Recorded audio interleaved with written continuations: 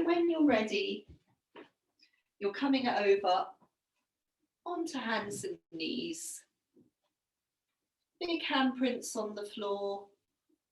Tucking your toes out. You're just going to come into a dog pose, and I just want you to use this dog pose to help you have a sense of how your body is. So you're coming into dog and just really, yes, it might feel a bit creaky, but how does this dog pose feel? What do you notice in your body? So, for example, if there's any, tightnesses in our shoulders, as soon as we go into dog pose, those can become very noticeable. If we're tight in the back of the legs, that can become very noticeable. Of course, do any of the little things that you know help release tension in dog, which mainly involve bending the knees, also just really resting into the arms. Perhaps the two things together, bending the knees, trying to rest in the arms and soften the shoulders.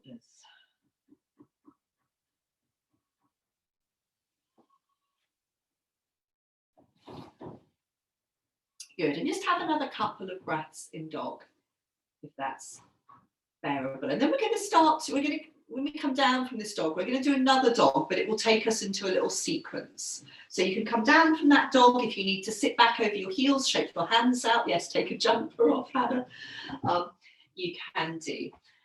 And then we're going to do another dog pose, but yes, this will take us into a little mini sequence. So when you're ready, big handprints on the floor, tucking your toes under, rocking your hips back and up into dog. And again, first of all, just seeing how this second dog pose feels.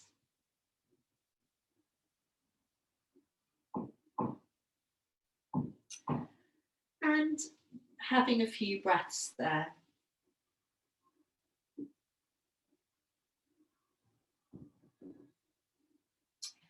And then from dog, you'll be walking your hands. I'd like you to walk your hands in towards your feet. So you come into a forward bend. So we feel all of the weight comes into the feet. We can let the head go. Sheila, you might want to bend your knees and rest your elbows on your thighs. So if your lower back is feeling that it needs some support, that's a good option. Feel very rooted into your heels. Maybe have another cycle of breath in your forward bend. So let a breath come in, let a breath leave you. And then you're going to start to move into a squat. So starting to bend your knees forwards over your feet and letting your bottom come down. And it's fine if your heels come up, because we are going to let our heels come up, because from this squat, we're going to roll forwards and come onto hands and knees. And when you're on hands and knees, you're then going to come to some cat movements, and we'll come to some tail wagging as well. So at the moment, I'm really, as we did a bit of this last Friday, I'm just really into, keep repeatedly doing little sequences where I come back into cat and tail wagging. So when you're doing your cat movements, just use them again to see how does your body feel right now. What does it feel like when you round your back to the ceiling, you let your head hang? What does it feel like when you dip your spine down to the floor? Let your shoulder blades slide down your back. All the time letting your breath flow through you in an easy and relaxed way, through your nose. Unless you're feeling blocked up. I'm not sure how, my hay fever hasn't hit me yet, but I'm sure it might hit some of us. We can do a little bit of tail wagging as well. So if you haven't come on to a little bit of imagining you have a tail, wagging your tail, you can do. And you can also do that with the little fishes one, where you swing your lower legs from side to side. And you can do that one quite quickly. So I suppose there's a couple of ways you can do that one. You can do it quickly, maybe not adding the head in, and you can slow it down and then look towards your feet. Yeah, you could of course do it quickly and look at your feet, but you might get a bit dizzy. And then we're going to come into child pose by rounding our back to the ceiling. So a rounded up cat, and rock the hips back over the heels and just settle down for a couple of breaths in child pose. And just notice, how does it feel? And there's many things that we might feel. We might feel like, oh, I want to move a little bit more. I'm not ready for child. or I'm a little bit cold, or, oh, I could stay here forever. Please don't make me do anything else.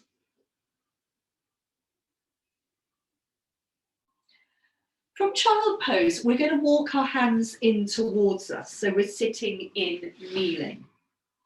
And I've turned around on my mat, you don't have to, but from kneeling, we're going to sit down on one side of our heels. So we're moving on into pinwheel. So I've sat down on one side of my heels and then I'm sliding my legs into pinwheel. So if you do want to spin round on your mat, you don't have to be on your mat, it's fine.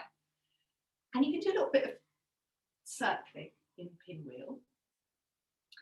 And you can also do the variation when we give ourselves this hug. So this is really nice if your shoulders are feeling stiff, giving yourself a hug, and you can look down a bit. And yeah. And you might want to, obviously, you could try with one arm on top, you could swap your arms over, you don't have to. And what I tend to do in this is have my hands really on the ball of my shoulder, and then they can sort of just, yeah, hold on there. So just a couple more times circling around. And then before we come into our forward bend, what I'd like you to do is just see if you can settle and have a couple of quiet breaths here. So maybe let your head hang a little bit and then feel a breath or two come in, or come in and leave you. So feel your breath coming in. Feel your breath leaving. Really letting your shoulders drop.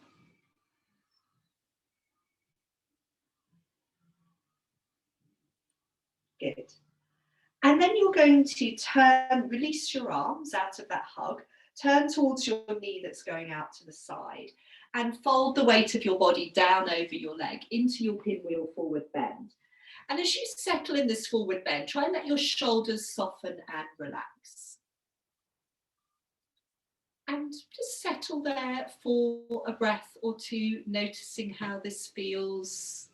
And just again, what presents itself to you in your field of awareness, in your body, perhaps in terms of your breathing, or even in terms of what comes up in your mind, thoughts or feelings about being here in Pinwheel.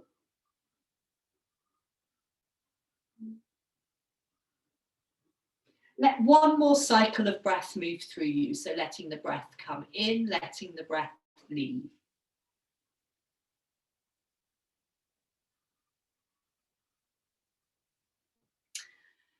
And then walk your hands in towards you. That's it. You're going to slide your back leg on top of the front leg, the one you just folded over. Open your legs out into cobbler pose. And I would suggest leaning back onto your arms. You don't have to, but see how it feels. We're just going to have a few breaths in cobbler pose. So you could be holding your feet. You could be leaning back. You could be rocking. So again, I try and be led by what it feels that you would like to do. So I think when I was doing these cobbler pose yesterday, I just wanted to sort of sit there and not move that much. But you might feel that you do want to move a bit more, and that's fine. So there's rocking, there's a bit of circling, or sort of, yeah, swaying. Yes, that we can do a bit of this one, sort of side to side. And then let's from cobbler pose move on into side 2 of pinwheel. So let the knee come on top of the knee. We're going in the other direction. Let your top leg slide back. And come to a little bit of circling here. So we can circle with our arms just resting down, and we can also do that hug. So if this was helpful, and I do find it good for my shoulders when they're tight, as they are at the moment, on the other side. And as you're hugging yourself, looking down perhaps, so you're really wide across your upper back, your shoulders are dropping. You could try changing the cross of your arms, see how that feels. And then like we did on the other side, before we come into our forward bend, we'll have a couple of breaths. And I was saying have a couple of breaths with your arms in this hug, looking down a little bit, just letting your shoulders soften. So let the breath come in, let the breath leave you. as you exhale and let your shoulders drop down. As you breathe in, you might feel quite wide across your upper back.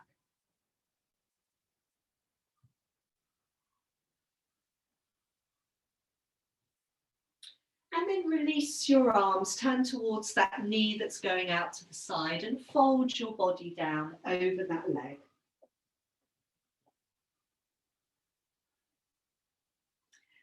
And give yourself a few quiet breaths there. Again, just softening as much as possible, letting the shoulders undo, resting down, feeling as heavy as possible. And also noticing what arises for you being in this pose in terms of, what presents itself to you on any level. And if it's physical or, I suppose, mental tension, then coming back to that big sort of sighing out breath can help release those things.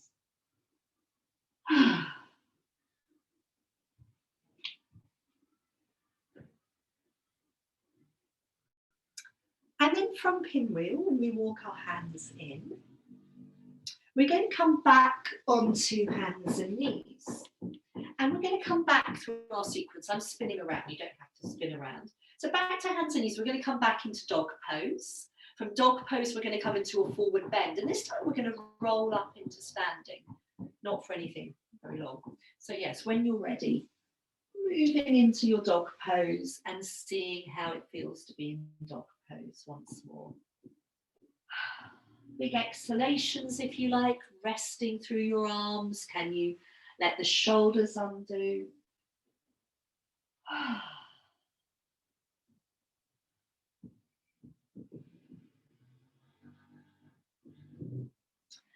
And then from dog pose, you're going to be when you're ready, you're going to be walking your hands in towards your feet, arriving in a forward bend that's comfortable for you. So that could be with your elbows on your thighs, it could be with your arms hanging.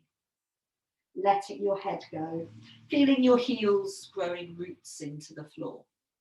Now from this forward bend, we're going to either roll up into standing, touching the backs of the hands, or Sheila, you might want to walk your hands up your thighs if your lower back needs support. So touching the backs of your hands, rolling up into standing, taking your arms up towards the ceiling, being long and tall, and then you can take your arms out in a big circle. Stay where you are at the back of your mat, because we're only going to do a very brief little thing before we come down again. So what I'd like you to do is maybe have one hand on your belly or your chest, and the other arm comes up, and we're just going to do a couple of these standing back arches where I think maybe hand on the belly, where we start to look up. Let our belly move forwards, let our gaze come up towards the ceiling. And come in and out of these, so you can swap your arms, you can bend your knees if you like. Just this feeling of opening through the front of the body. Now, we haven't done anything really to open through the front of the body, which we are going to do in a moment. So you could just briefly, before we come out, try with both arms. So swing your arms up and back, let your pelvis come forwards, bend your knees if that's helpful. That's it, so let your tailbone drop as much as you can. Good. And then all the way back into a forward bend. Let your head go. Good. Bend your knees, start to bend your knees so you're coming down into a squat again, which will be nice after doing those standing back arches. Good. And as we did before, from your squat, going on, rolling through the tops of your feet, going back onto hands and knees. And come back to some cat and some tail wagging once you're back on hands and knees.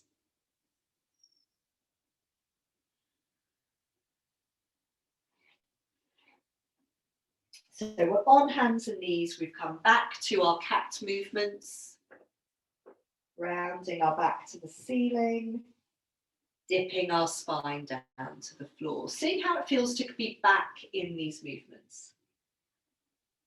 Letting the breath flow in and out through your nose in a natural and relaxed way. Going to a bit of tail wagging as well. We're just mixing it up a little bit between cat and tail wagging. You can also do the tail wagging variations where you're swinging your lower legs from side to side. And then when you're ready, we're going to briefly move into child pose. So you can exhale and round your back to the ceiling in a rounded up cat. Let a breath come in and then exhale, rock your hips back over your heels into child pose. And just settle into child pose for a couple of breaths. Again, letting the shoulders soften here as much as possible, elbows wide, that's it, Kate, good. Very nice. And just maybe one more cycle of breath, let the breath come in, let the breath leave you. And then in child pose, you're going to slide your hands forwards on the floor. So you're sort of stretching out your arms and letting your elbows come off the ground. And then come up onto hands and knees. So you're in this long hands and knees. And then you're just going to start this rocking forwards. So you're not necessarily going all the way to face up dog, but you're just starting that rocking your weight forwards over your hands, rocking your pelvis forwards and seeing how that feels. Then we'll do this 3 or 4 times and you don't, just go as far as feels comfortable to you. Because we're going to be doing some more face up dog a little bit later on. Okay. And then what I'd like you to do is come from hands and knees into lunge. So step 1 foot forward. So in lunge, we can just start to a little bit more, in a more focused way, start to really open out through the front of the hip joints.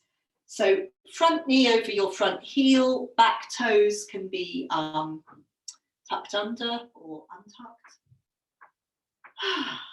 And just to have a couple of breaths. So what I thought we would do between sides of lunge is, if Sheila, just you might want to go through hands and knees, is we'll come into dog pose. So if you're happy to, in a moment, to go straight from lunge into dog, do so. Otherwise, go through hands and knees and into dog. And then we will swap sides from dog pose or from hands and knees. So maybe another breath or 2 in this side of lunge, and then you can plant your hands down, step your front foot back into dog, or go through hands and knees and come into dog pose. And enjoy a few breaths in dog pose. All of the things you want, any things you want to do there in terms of bending the knees. And to come into the other side of lunge, you can either step the other foot forwards from dog, or you can come back down onto hands and knees and bring your foot forwards into lunge. So whatever works better for you. Good, so hopefully we're all inside 2 of lunge now, that's great. Front knee over the front heel. Big exhalations, giving the pelvis down to the ground. Now what we're going to do from this lunge is we're going to step the back foot forwards into a forward bend. So just to keep us on our toes. And then from there, we're going to roll up into standing. So maybe that's it. So on an exhalation, step your back foot forwards, your inner forward bend. Have a couple of breaths there. And then again, Sheila, you might want to walk your hands up your thighs. The rest of you, if it's all right, touch the backs of your hands together, roll up into standing all the way up. And you might even be into a little back arch here. And in fact, we are going to revisit our back arches. So you can stay where you are, or you can walk and step a little bit further back on your mat. So just like we did before, one hand on the belly. Some of us, it's helpful to feel in these back arches that as our pelvis moves forwards, our tailbone is dropping down rather than sort of sticking up. So it could be helpful to have a hand on the front and the back of your pelvis. Start to look up and feel your pelvis moving forwards and also your tailbone dropping down. Yeah. And then we could start to take one arm up. And just go in and out a few times. So we're trying to bring together this feeling of the pelvis coming forwards as we look up and bring our arm up. We could do both arms. Just once or twice more. Don't have to go too far. Good. Yes, that's good, Hannah. I think with the hand on the back of your pelvis, that looked really good. Okay. And then let that go. And then especially for Mel in standing, can you wiggle your pelvis? Yes. Can you really wiggle your pelvis from side to side? That's it. So we should all be watching Mel. Yeah, actually it's very good wiggling pelvis. Don't do something that's, yeah, so Sheila, just that's it. Make sure you do something that just feels good for your lower back. Yes, wonderful, Mel. We've got the arms going as well. So, good. And I'm completely forgetting what we're going to do next. That's it. So once you've wiggled your pelvis, then settle down in standing and just a little bit of swinging your arms from side to side and crossing them in front of you. And what we're going to do from here with the right arm on top first is you're going to swing your arms all the way through, right arm on top, give yourself a hug and then on into your eagle arms. Good. And then the one I've been really enjoying here is for a moment in eagle arms, rest your thumbs on your forehead, sort of in that point between the eyebrows. And you just have this sort of quiet moment of breathing here and letting the shoulders drop, if that works for you. And then we're going to go into a forward bend. So you can take your feet a bit wider apart. Sheila, if you need to release your arms and rest your elbows on your thighs, do so. If it's okay to keep your arms in eagle arms as you fold forwards, but obviously adjust as you need to. I always tend to bend my knees in this one quite a bit. So, and at any point you can release your arms to the ground or to rest on your elbows on your thighs. And when you release your arms, just really maybe a little bit of sort of wiggling your arms around to really sort of, that's it. A little bit of swaying in your forward bend or wiggling your arms around to really soften the shoulders. And then sinking into your heels, either rolling up into standing or walking your hands up the fronts of your legs. Once you arrive back in standing, bring your feet so they're a smaller distance apart. Come back to swinging your arms and crossing them in front of you. The arms, that's it, sort of hanging from the shoulders. And then in a moment, we'll swing our arms back into eagle arms, this time with the left arm on top. So it's like we give ourselves that hug and then we move on into the eagle arms. If it works for you to rest your thumbs for a moment on your forehead, that sort of point between the eyebrows can be quite quietening. It may not work with your shoulders, but if it does and you like to be there, I was enjoying this yesterday. And then also when you're ready, taking your feet wider apart and moving on into the forward bend. So sinking into your heels, folding forwards, and obviously releasing your arms whenever you need to. And just trying to stay very anchored into your heels. That's it, giving the spine, the head, the arms to the floor. And when you do release your arms, you can really sort of, wave them around a bit. So they feel very sort of fluid and soft.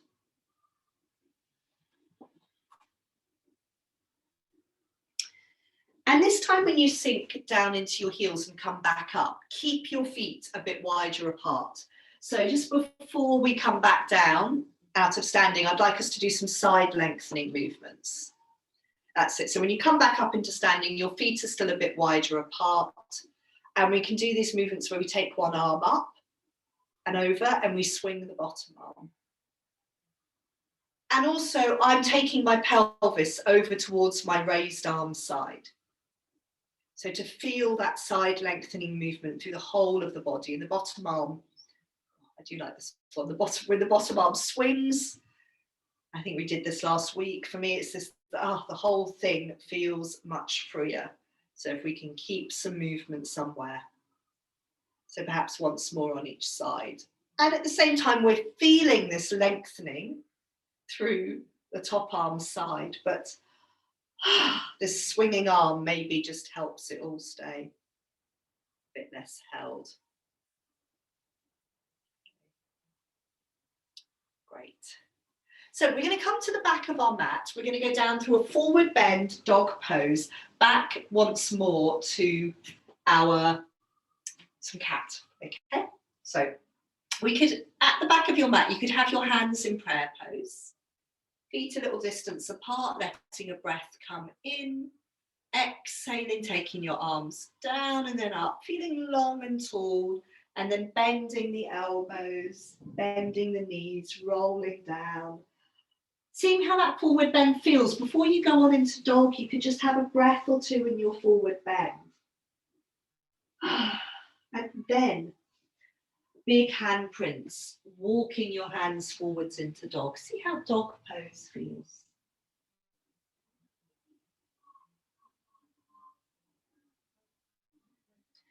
If you feel so inclined to do any of your one-leg dogs, you're very welcome to do those. I'm not saying that you have to, but obviously, yeah, there's an impulse to do those. And when you've had enough time in dog, you're coming down onto hands and knees. Obviously, if you're doing one-leg dogs, do those on both sides. And on hands and knees, we're coming back into our cat once more. So as I was saying earlier, I'm really sort of enjoying doing these sequences where I keep coming back to cat or tail wagging and just noticing how each time it's a little bit different. So maybe I think this is the third time we're doing cat. Perhaps it's starting to feel a bit more fluid in our bodies. And this time we're going to take cat on into face up dog. So you could tuck your toes under, you can round your back to the ceiling and then stay rounded and rock your hips back over your heels. And then at that point, you want to probably slide your hands a bit further forwards on the floor.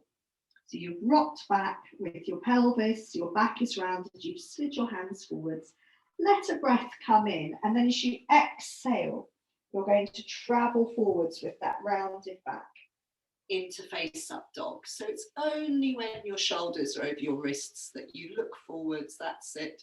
Untuck your toes, good.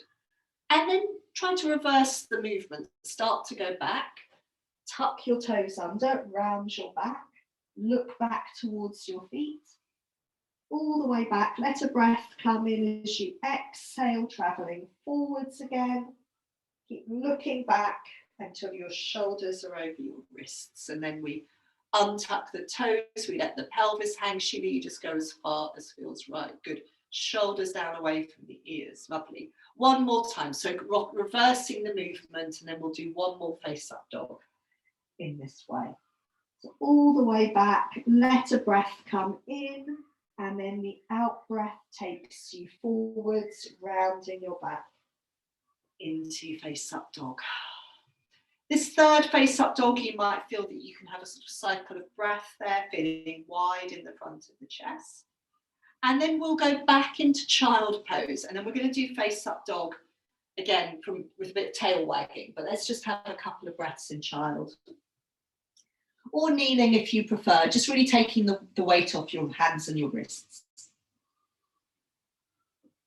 And also, if you're breathing, if your breathing needs to settle, that's the other thing. So sometimes with face up dog, our breathing gets a bit more, what would I say, just a bit more energetic. So we let our breathing settle and soften.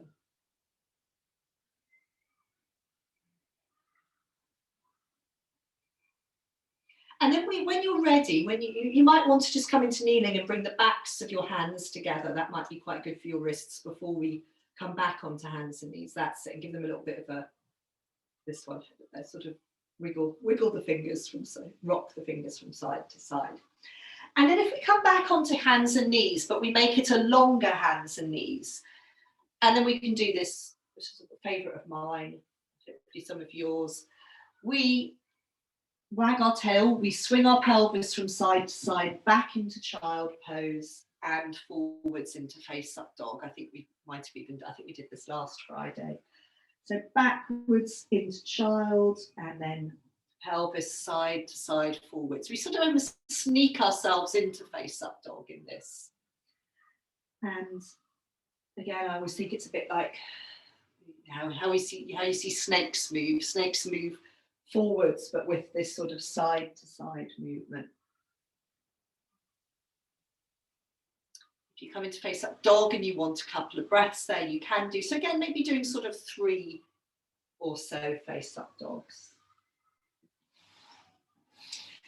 And when you've done that, when you've done 3 or so face up dogs, again, just having a couple of quiet breaths in child pose or kneeling.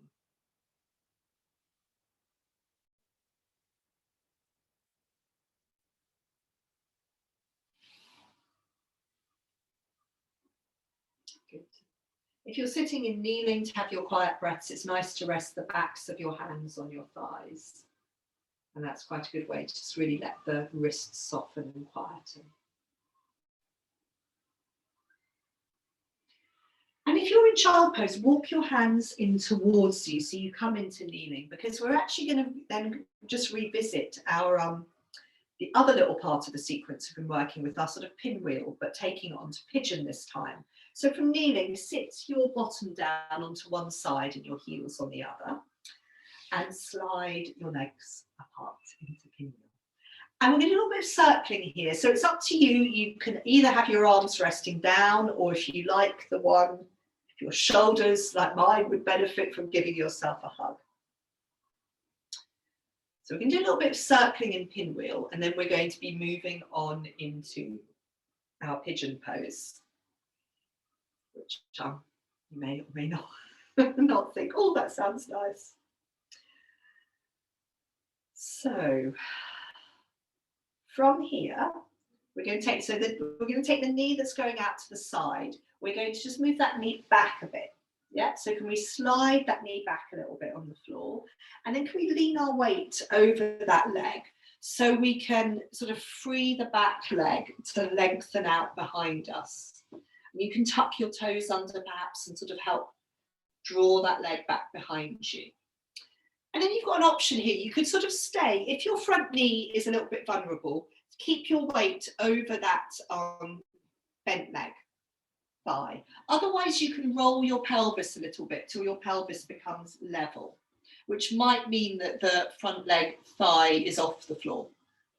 So just choose what works best for you, and just see if you can settle in your pigeon for a few breaths. So you could be on your elbows, or you could go a little bit lower down, bring your forehead to the back of your hands, or even to the floor. And just settle and breathe. Let your shoulders soften as much as possible. Now, I really know that pigeon is so different for all of us, and I'm going to give some little twisty options that I find very helpful. But if at any point you've had enough in pigeon, you just come out by rolling onto your front leg hip. So if you want to try the little twisty things in pigeon, this is walking, coming sort of up onto your hands a little bit. And then I keep alternating. So one hand goes in the center, and then I'm just reaching back with the other hand towards my back thigh. And just swapping from side to side. So I bring one hand to the center and the other hand reaches back to touch my back thigh. And you're just trying to keep these very easy and relaxed. Now, I know that some of you like a bit more of a challenge. So if that's all very easy, you could then bend your back knee. So what you're doing is reaching back to touch or even catch your back foot. Just trying to adjust it, that's it. And you might find it like I just did then, I'd have to adjust my leg. Obviously, don't do this if it's just getting you into some sort of horrible battle with your body, yeah? That's not really what we're trying to do today. Good, yes, and you can either sort of come back into pigeon or just roll out, and might want to ease yourself out and just let your legs be long for a moment and give your legs a little bit of a roll. Good.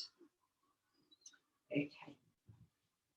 And then I thought before we come on to the other side, I think it's one last time, we'll revisit Cobbler Pose and see how that feels. So leaning back on the hands. Oh, yes, this is what I was doing yesterday. I've remembered now. This Cobbler Pose variation where rather than pressing your knees down, you press your knees up against your hands and then you release. And sometimes that helps the feeling of the knees dropping. So you've got your hands on your knees and you press your knees up against your hands. And then you stop pressing your knees up. And sometimes that helps them to drop a bit. It doesn't matter where they are, but if you could try that one more time if you like. So hands on the knees, pressing the knees up against the hands and then releasing. And you can do a little bit of rocking. What's the other one? We could do these, we could do these side to side lengthening ones in Cobbler Pose. That's it. So leaning into one arm, the other arm comes up and over. These are quite nice. Just keeping it comfortable going from side to side. Good. Okay. And then let's move on to the next side of Pinwheel. So let your top knee come over. The one that's going to be, that's it. And then let that leg slide back. And a bit of circling in Pinwheel. So we're using this Pinwheel circling as preparation for pigeon. And again, you could be giving yourself a hug if that's nice for the shoulders. And so again, for me, I think just having my hands on my shoulders is this little reminder to my shoulders to quieten down and soften. Very nice.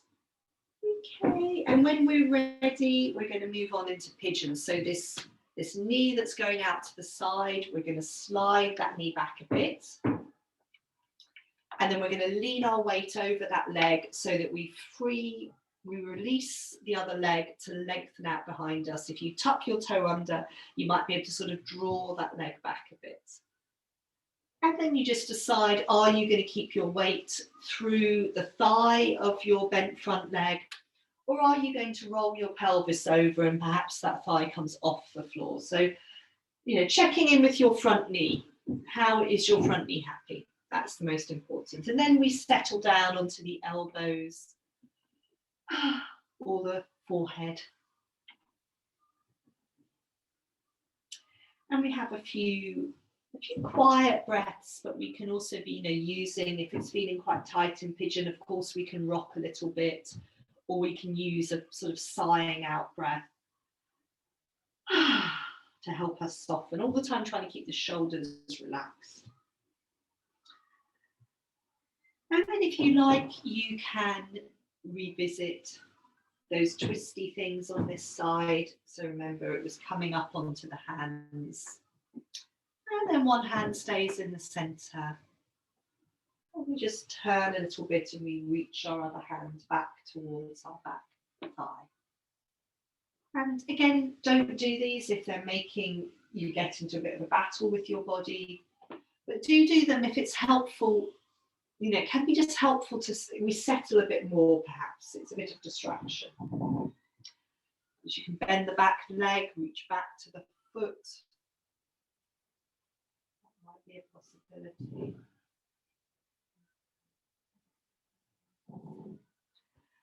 And of course, when you've had enough pigeon, so you can always go back into pigeon when you've had enough pigeon, you can roll out.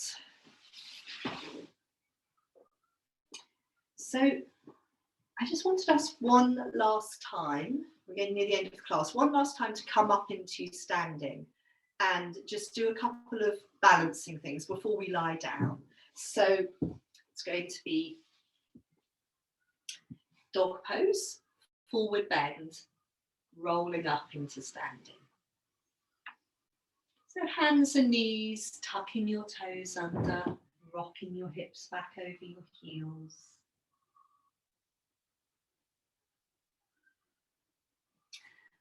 Walking your hands, so just, not staying anywhere too long, walking your hands in towards your feet, coming into your forward bend, touching the backs of your hands together.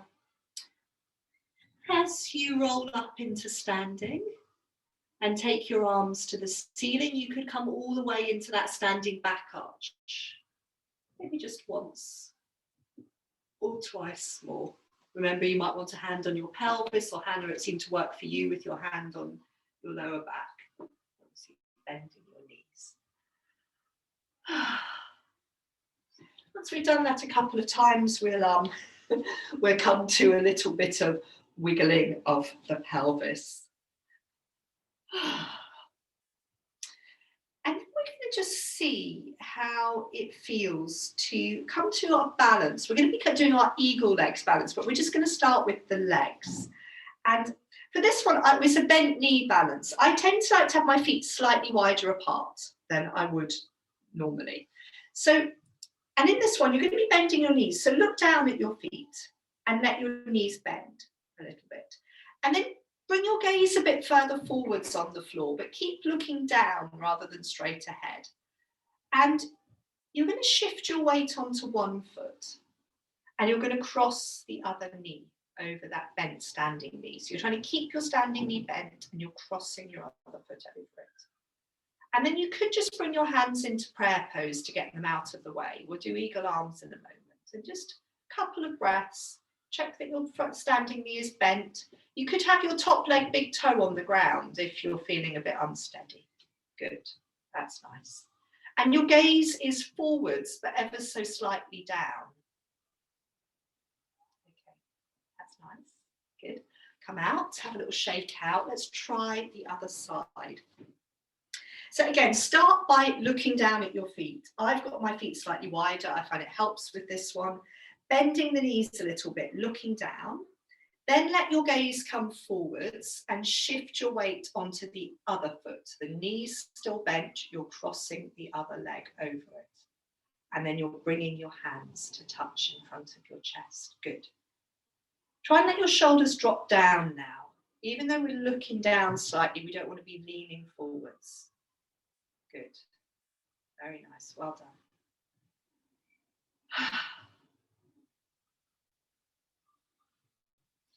So now, give your legs a little shake out. Just look down. We're going to come back to the first foot. Okay, so whichever foot we're standing on, we want to have that as the top arm when we come into eagle arms. It's very confusing. It doesn't matter too much. So swing your arms, and you're going to swing your arms into eagle arms with your standing foot arm on top. So if you can work that one out. Again, it doesn't really matter. Okay, so we've got our arms and eagle arms. We're then going to bend our knees. We can't really see our feet now, but we need to bend our knees, maybe look down slightly. And then we're going to shift our weight onto our standing foot and crossing our leg over. So the idea is that we have the opposite arm on top to leg. So for example, I've got my right arm on top and I've got my left leg on top. I'll just have a couple of breaths. Got a bent standing knee, and we're trying to let our shoulders drop down. Good. That's it. And then release, have a little shake out, and we'll do the other side. So again, start with the arms, swing the arms. So you're going to bring the other arm on top. I think maybe I won't say any more lefts and rights. Other arm on top. And then bending the knees. You can't look down at your feet, but you could look down a little bit, shifting your weight onto the other foot, crossing the leg over that you just stood on. Good. Okay, give yourself a couple of breaths here. Trying to let the shoulders drop. Good. Let the breath come in, let the breath leave you. And then let that all go. A little bit of shaking out. And then, oh, Donna, I can finally see you. You've lighted up for a moment. Okay. Just before we're going to lie down, before we do so, I'd just like you to settle in standing for just perhaps 2 or 3 cycles of breath. So feet a little distance apart. Bring one hand onto your belly and one hand onto your chest. You can close your eyes if you like. You can sway a little bit if you like. And from swaying, you might settle. You might start to feel the flow of your breath under your hands, your body responding to your breathing. Just 1 or 2 more cycles of breath here. Feeling the breath come in, feeling the breath leave you.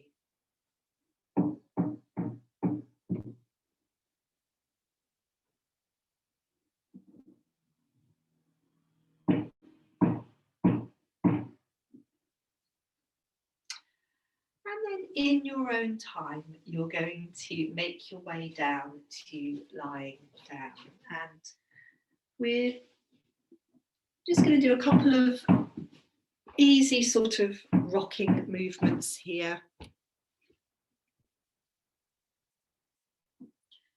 And return to the breathing that we did at the beginning of class. So lie onto your backs, but you can put on warm things if you want.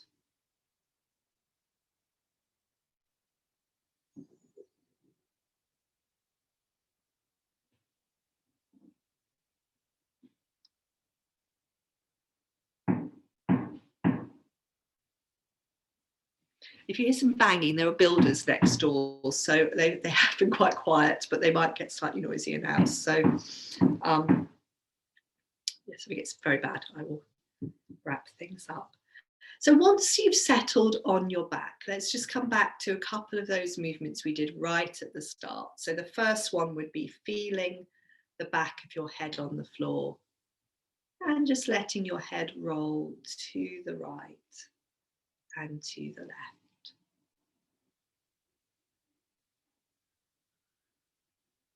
So easing out the neck as the head rolls from side to side, and also letting the shoulders settle on the ground.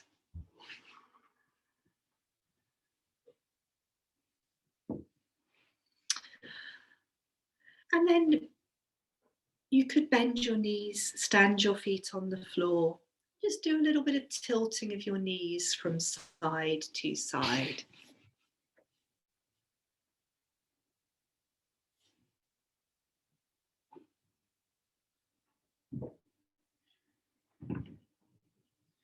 Good.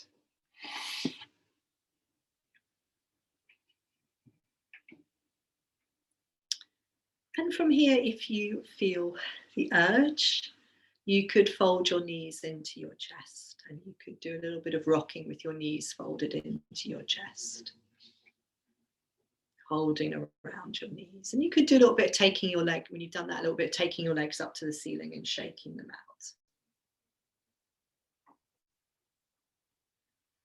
And then what I'd like us to finish with is the breathing we started with, the touching our thumbs to the pads of our fingers in turn. And it's just really a way that I find helpful of keeping my attention with my breath.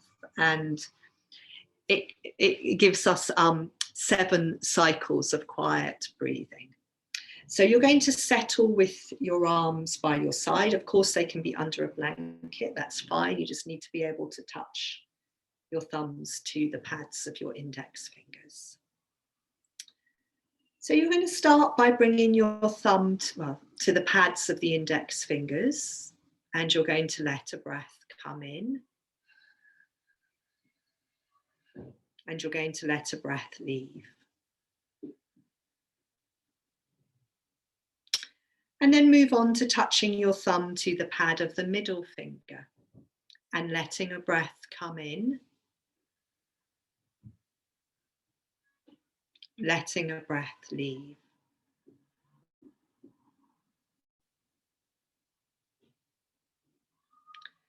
Touching your thumb then to the pad of your ring finger, letting a breath come in, letting a breath leave.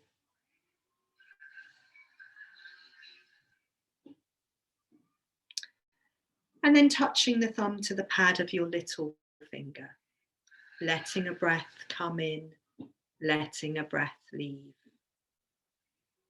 And then in your own time, go back up through the other 3 fingers, ring finger, middle finger, index finger. The thumb touches the pad of each finger. You receive an inhalation. You let an out breath leave.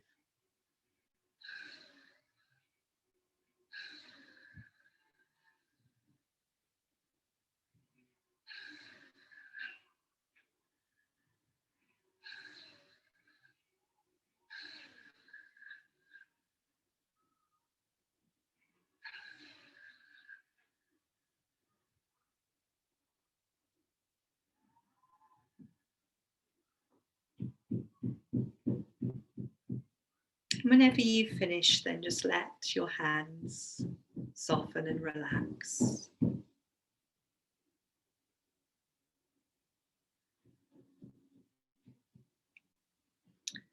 And in a moment, I will ring the singing bowl.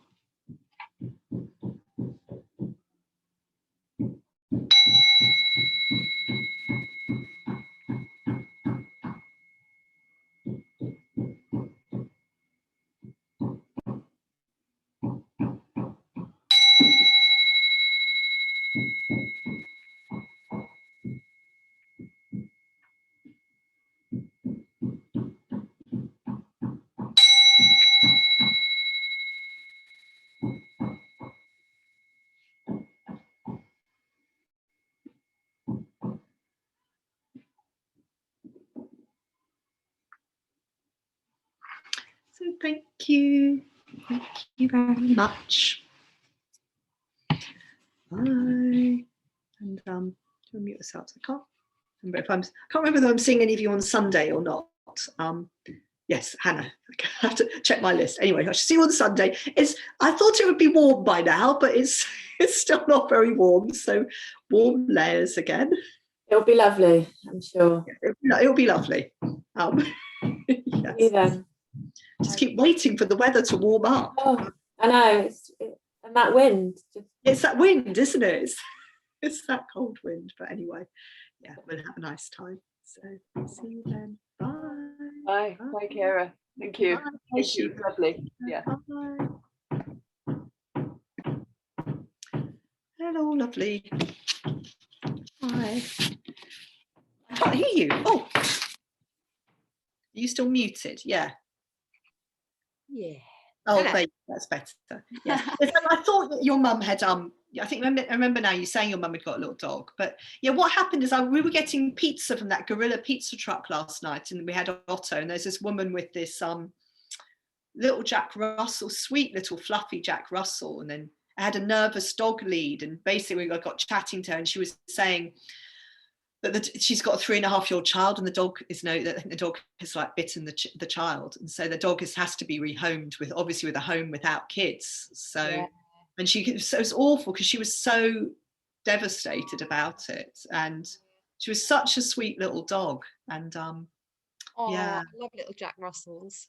I know, she was so lovely. Mary was like, I feel that's our dog. And I'm like, no, we're not dog. Another dog, Kara. What's that? We could do another dog. Well, yeah, true. And maybe with older, I don't know, not Mary, but yeah. But yeah, so. No, I don't think for Catherine, because she's got I think she loves big dogs. She's got she had a lurcher, it died at Christmas, and I saw her yesterday actually, and she was saying that she is going to be re-looking. Yeah, but you think she's got a big young child. She's got a young child, but that's no good then. And this is it's just so sad, isn't it? Yeah. Too small and young child. Yeah, with a young child that would be no good. And it just really got to me, because I just thought this poor woman, it's like, she clearly loved this dog so much. And did she have it from a baby? The dog or the child? Yeah. Hopefully the child. I think it was her partner's dog. So I think the dog was 10, and I think they'd had the dog from, I'm not sure whether the partner had the dog from a puppy, but they'd had the dog a long time. But I think it's just that she said the dog's she's very nervous and protective. So yeah, she's actually really protective of the child, but I can see, Daisy wasn't tolerant of, because we'd had Daisy before the kids, she tolerated the children.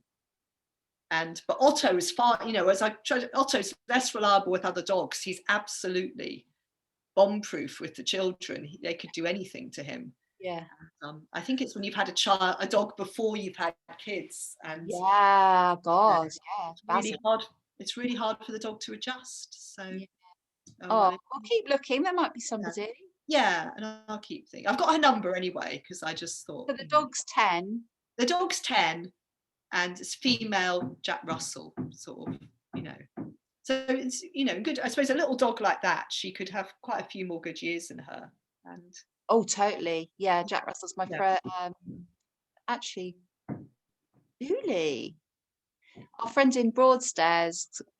Actually, Millie is still about, but Millie's a Jack Russell, Parsons Jack Russells, and she's about 16. Wow. Blind, deaf. But yeah, that probably wouldn't be fair on Millie. Yeah.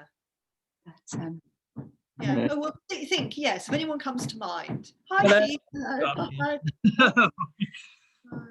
Yeah, and I'll keep thinking, because I just thought, it was just such a sweet dog and just such a tragic story that, Yeah. So it got to Mary as well. So. Oh, bless. Well, we'll laterally I'm think. heading out for a walk now. Are you heading out? So, or have you got other stuff on? No. Keith's gone. Keith's gone. Oh, okay. It'd be lovely to see, but I don't really. Well, let's do another one soon. Yeah, sure. Maybe next Friday. Yeah, that would be good. Yeah, that would be good. Yeah. Doesn't matter. Just keep it in mind. Because I'm fasting on Fridays for Ramadan, so I need to occupy myself. Oh right. Ah. Yeah. No, I'm off to Worthing to get a pygmy lily. I've made a pygmy lily. Lily. Oh, yeah. What? So have you made a pond? Yeah, I've made a little pond. Oh. Isn't broken, so that's really great. It's a little bit sore. My back hasn't broken. Back hasn't broken. Okay, I'm just thinking my pond really needs clearing out. So a pygmy lily would be lovely. Yeah, my pond's full of pondweed or some sort of green stuff. Oh. So, yeah, I don't know why. Is it sort of like strands, long thin strands, or is it tiny little dots? No, it's not the little ones. It's just sort of like green, that sort of pale green, slimy, fluffy stuff. Yeah, you need to get rid of that. Yeah, well, head off to look up Sussex ponds. They're in Worthing. You're going, yeah. Yeah, they're in Worthing, and they're lovely. They're a couple, and they've just set up this shop. And they restore ponds and deal with ponds anyway. But they've got this shop now, just on the east side, this side of Worthing, so it's quite easy to get to near Lancing. Yeah. So if you want to get a lily or just some advice. Yeah, that sounds really good, because I'm doing a lot in the garden, and I was looking at the pond thinking, okay, that really needs some attention. So maybe I can come round and advise. Yeah, love it. Yeah, that would be brilliant. It's so exciting. I've just ordered a hammock for the garden, which is terribly exciting. So okay. Wanted one forever, and I've never had anywhere to hang it. And now you have. Yeah, because we put up some trellis, so we put up posts, and so I can go from the tree to one of the posts. So right. Meant to be encouraging yourself out of the house after this last year, rather than just in my garden. I know, I won't leave it if there's a hammock. So. Actually, next Friday won't work for me, because I'm going down to my mum's and staying there till Friday afternoon probably. So maybe the weekend after, or let's just keep talking and touch. Yeah. So how long's the fasting going on for? I think the end of Ramadan's going to be something like the 12th or 13th of May. I'm just fasting on Tuesdays and Fridays, so not every day, which is acceptable. I think so. The worst thing has been you're supposed to get up before dawn at about 4 a.m. and eat, and then you just don't sleep properly. So actually what I did last night is I'd never eat a whole pizza. I had this whole pizza from the pizza truck, and then even now I'm not hungry. So That's I lovely. didn't get up in the night. I just drank some water when I woke up. But Ah. yes, because the worst thing for me was like Tuesday, I had about 3 hours sleep. So it wasn't the not eating or drinking that bothered me. It was the fact I was up in the night. Yeah. And what you meant to do in the morning? Just eat and then. Yeah, you're supposed to get up at 4, eat and drink, and then just have this intention to fast. And then you don't eat until after sunset. So. And obviously it's getting later every day. So. Yeah. Oh, well done, you. It's good. It's good. Yeah. The time for spiritual. Exactly. It's that emptying out, isn't it, to create some space to be filled. So Yeah. So. Great. No, Otto. Gonna go walkies. We watched that film last night. It was Gemma's birthday. Have you seen it? It's a bit cheesy. A Dog's Purpose. Oh my God! It's about this dog getting reincarnated into various dogs, and it's quite like it's really lovely, but it's also quite quite sad. Like one of the carnations, the dog's a police dog, and it gets shot, and yeah. Oh. If you're a doggy person, it's a good. Gemma chose it. She wanted to watch it. Oh right, okay. So whose birthday was it, Gemma? Gemma's her 15th. Wow. 15, I know. Yeah. She started her period. She started her period just when we got back from India. So when's that? 3 years, 3 years ago? Yeah. Like 15, just seems grown up. Yeah, it is. Yeah. Gosh.